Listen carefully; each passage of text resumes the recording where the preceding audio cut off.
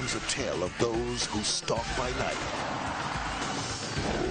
Let's kill some people together, real soon. See you. Bye.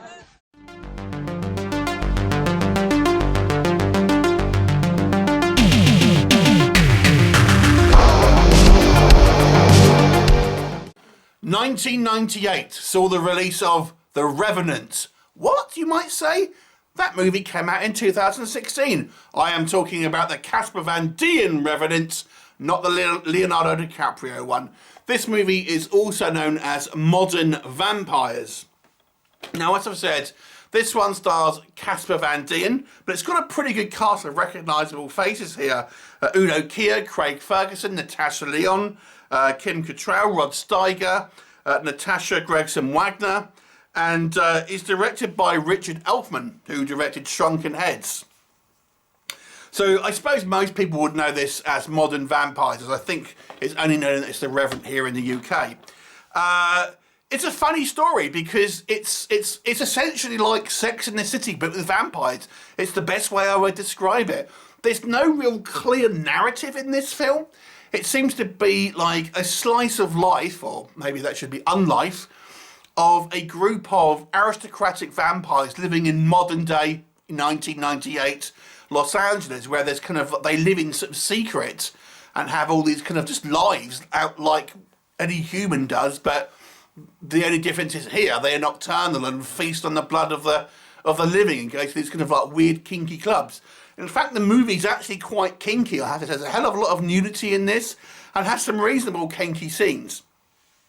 What is the overall story here? That's the thing, because this movie is somewhat discombobulated story-wise. And it's both a positive and a negative. The basic stories within the film is we have this aristocratic kind of group of friends of vampires. There's Kim Cattrall, Craig Ferguson, Udo Kier, another lady. And they're just kind of like a group of friends who happen to be vampires. Quite posh, aristocratic. And they are visited by Dallas, played by Casper Van Dien, who is another member of their group who has been in exile for the last 20 years. So then we have, that's like kind of the first story. It's Dallas kind of getting kind of back into the swing. Dallas doesn't get on with the Count Dracula, and you know he's basically having a bit of a confrontation there, while the Count kind of wants Dallas to kind of get back, you know, to where he came from. We also have a kind of feral female vampire who is just kind of going around killing people, and the vampire community kind of want to get rid of her because they kind of live in secret, so to speak, or at least they sometimes do. And she's kind of making too many kind of people suspicious, the police and things like this, so they want to kill her. And then we've also got a group of vampire hunters who are actually gang members that have been recruited by a descendant of Van Helsing, played by Rod Steiger, who is there to kill the vampires. So we have a hell of a lot going on in this movie. So it's almost like we have a group of mini storylines that are all kind of interconnected rather than one through narrative. So I really do feel like this is kind of like Sex and the City, but with vampires.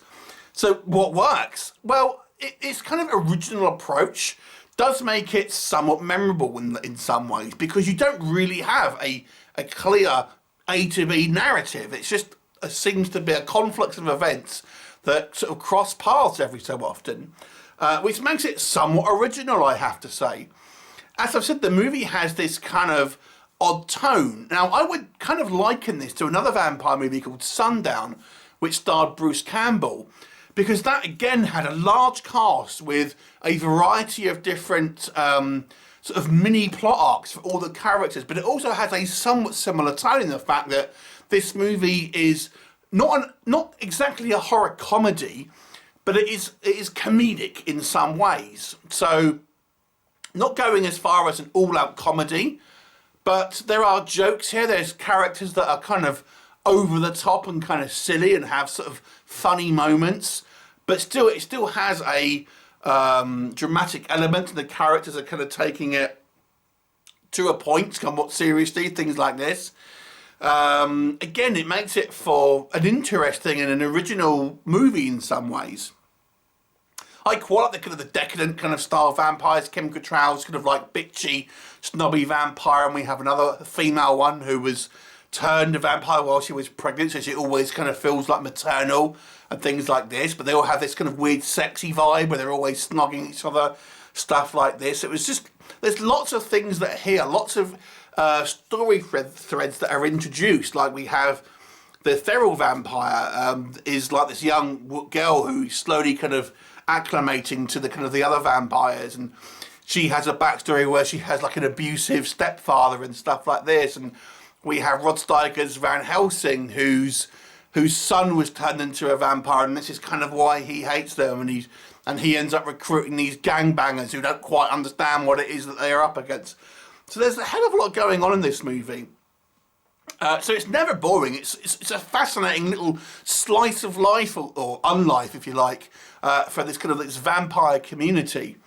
I actually quite like some of the kind of the over-the-top performances. It has this kind of otherworldly feel where it feels almost very 80s, despite this movie being a late 90s movie, where it just has this kind of 80s decadence to it and just kind of cheesiness that is deliberate but kind of fun.